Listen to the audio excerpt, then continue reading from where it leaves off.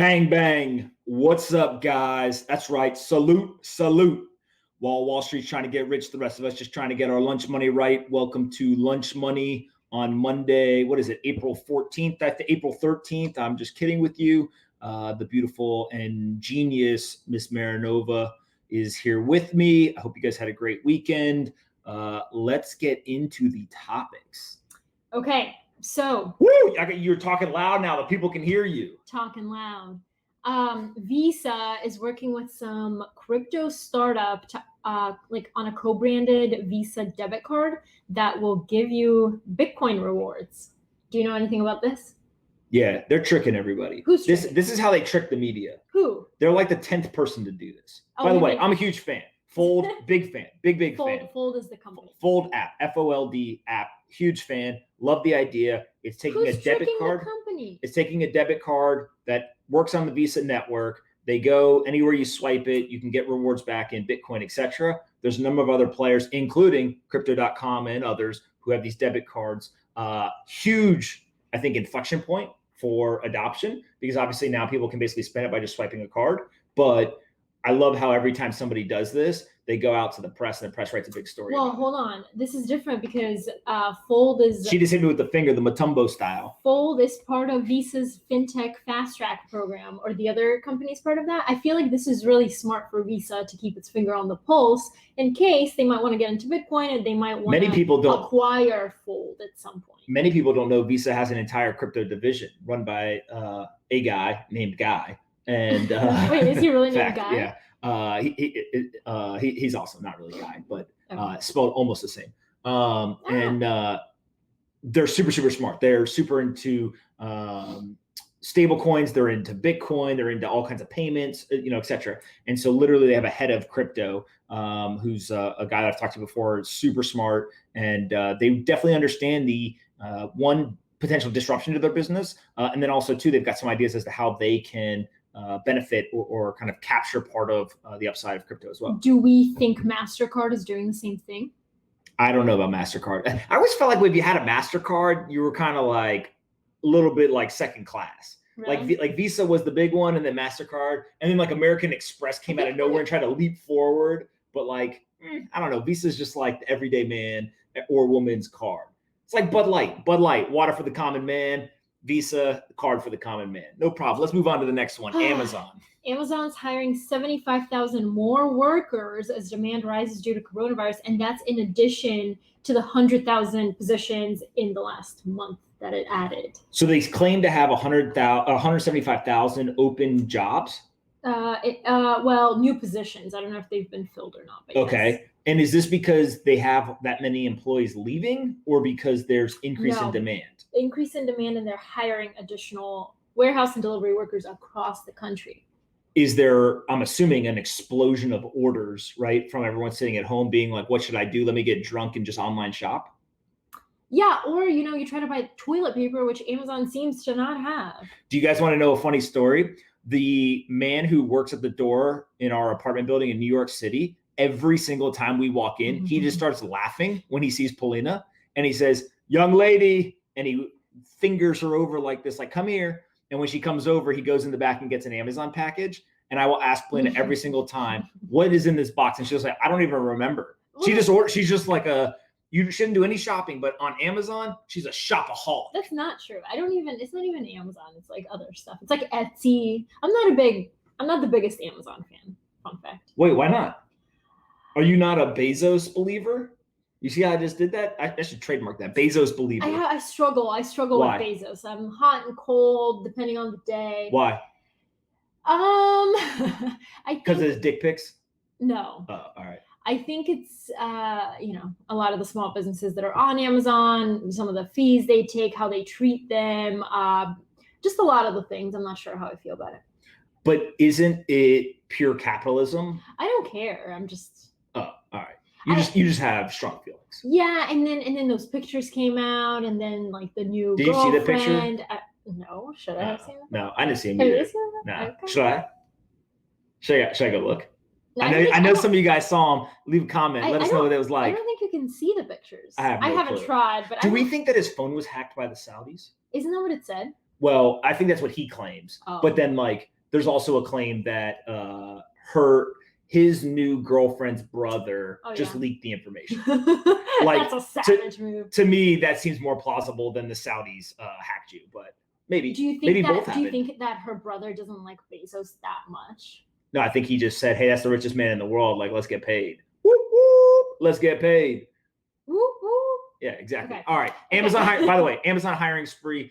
This is a huge deal because there was also in New York, there was people who walked out. There was a bunch of protests, etc., around the working conditions. And because of coronavirus, they're trying to do a bunch of things like give them masks, give them PPE, personal protective equipment, and also doing things like trying to test them as they go in, like check their temperature as they go in and out and stuff. So like, it's just a logistics company. Like this is, absolute salt of the earth, grind it out logistics. You got to get a box with a good from point A to point B and do it during an economic shutdown and economic recession. They still don't have enough toilet paper. But it's not their fault that they don't have the toilet paper. It's that all of the people like you, the people like you who bought all the toilet paper. One day I came home and there was like a fort of toilet paper. Why do we have all this toilet paper? Yeah, that's because my dad sent me toilet paper. Well, my parents never sent me toilet paper in my life. Listen. Was it good toilet paper? Yes. No, this is what I was going to say. If you guys... Gotta wipe your ass with good toilet paper. Go ahead. I can't even... She's shook. She's so shook. Should we just move on? No, I just want to tell people, my friends, that if you want a really good Jeff Bezos / Amazon documentary, there's a free one on PBS. It's really good. Should they just search PBS Jeff Bezos, Amazon. All right. Go watch it. That's free content for you. Bob's back. Bobby boy, what up? Bobby boy from Disney is back.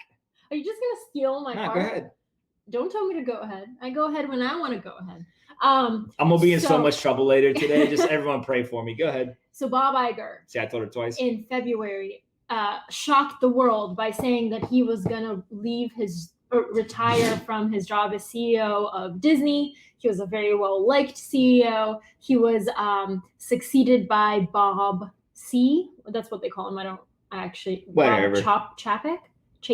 Yeah. Chapstick? Nobody cares about the second Bob. Okay. So sorry, Bob. The second Bob goes by Bob C. Kind of like The Bachelor, how it's like Bob A, Bob C, Bob P. Yeah, but just to be clear, Bob Iger, who's the boss Bob. He only goes by Bob. Yeah, he's just Bob. He doesn't go by Bob I. He goes by Bob. So anyway, and the other guy's got to go by Bob C. Just literally just stuffed him in a locker like a little child. So Bob steps down. Well, technically stepped up. Well, became executive chairman. Yeah, he went from CEO to executive chairman. Also, I thought executive chairman's kind of just like a vanity title. Like chairman versus executive chairman. Oh. Like what's the difference? A chairman and an executive chairman. Executive chairman, everyone has a different understanding or belief in it, but executive chairman essentially is like, hey, I still got some operational control around here, right? But not really.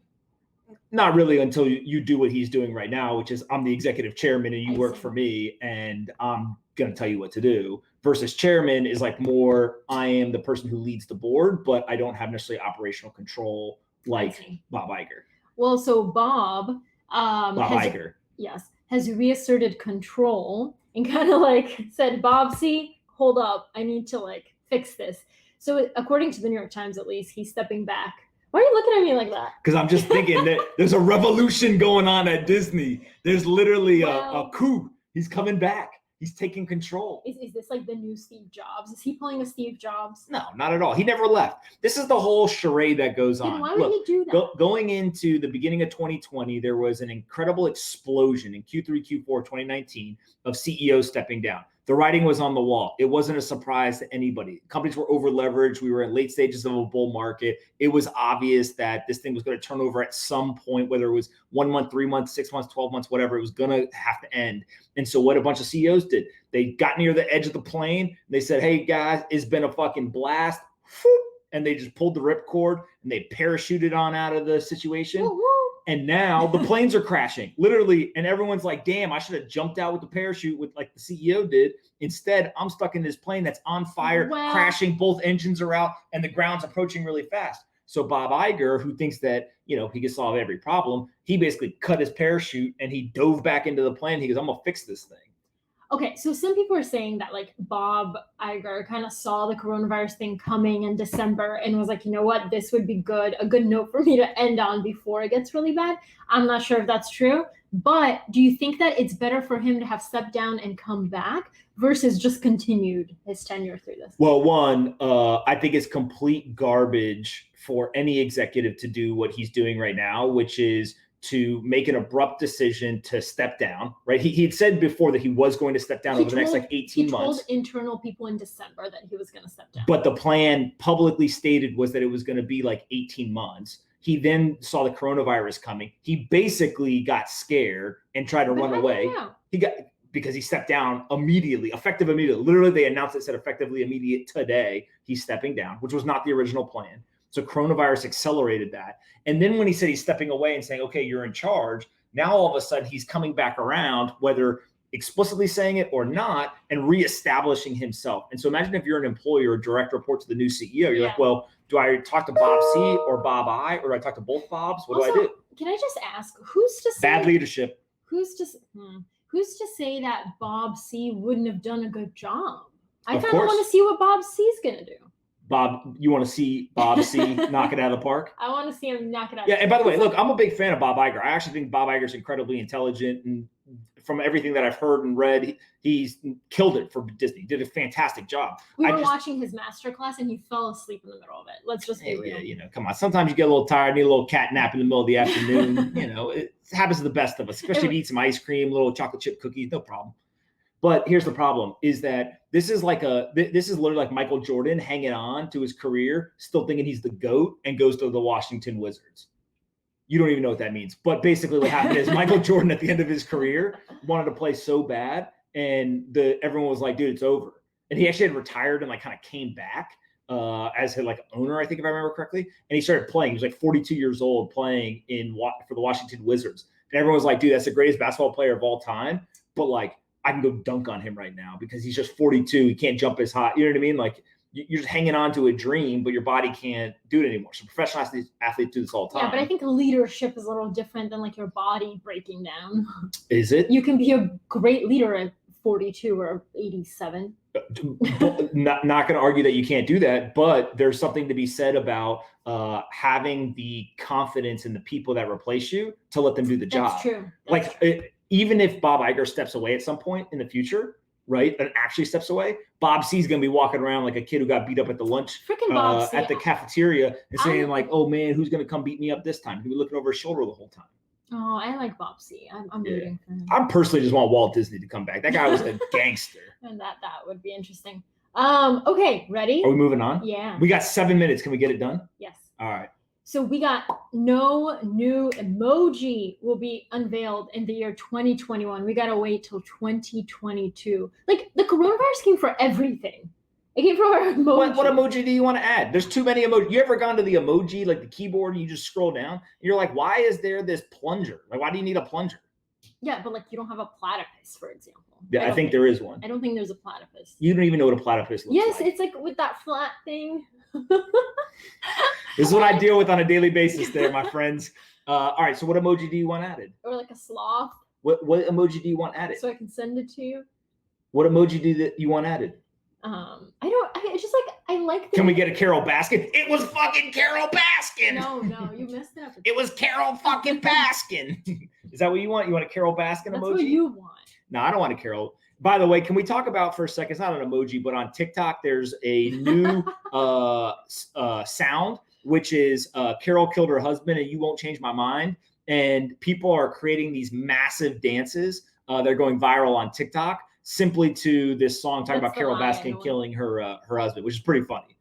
Well, so I pulled up TikTok and you got so into it. And then we watched like a long feed of people dancing to that. Hey.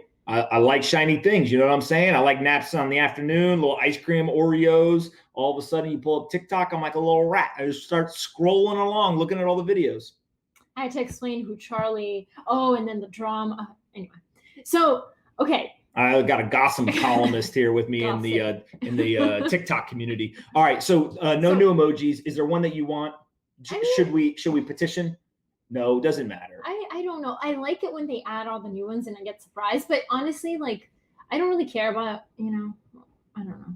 All I right. like the chicken one. The chicken one? With like that it's like hatching. I like the fire emoji. Oh yeah. Because you could just drop flames What's anywhere. your most used emoji, do you think? I don't know. Probably flames. Let's see. Leave a comment and tell us what your most used emoji is in the comments. But I'll tell you right now that mine is. It's probably the heart. No, it's the hell no. This is mine. It's the laughing emoji face, and then the praying hands, and then the fire. Mine is the laughing emoji, the kiss, and the alarm.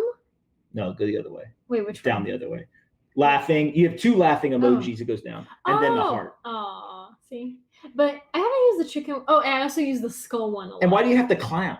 That's what you send to me. Oh, okay. The clown and the skull I use for him. Yeah, dead. Right. That's the new thing. Just dead. And I'm like, am I supposed to be dead, or are you just dead because you're laughing so hard because I'm so funny? There was an emoji that I really wanted. It's okay. I'll think of it. Sorry. You could tell us in a week when you remember it. Okay. Are we ready? Do you have any more? No, let's go. Do you want to say your piece? No, I'm good. Okay. Bobby's back. Go ahead. Lunch money winner goes to Eric Cassidy. Eric Cassidy. Been watching daily since Lunch Money's origin. What does that mean? What is MSM? Mainstream media. Oh. You really didn't know that? I did not know that. I was trying to figure it out. The MSM, when you write it like that, that's like that's code on the internet for MSM is, like the liars. They're all twisting the facts.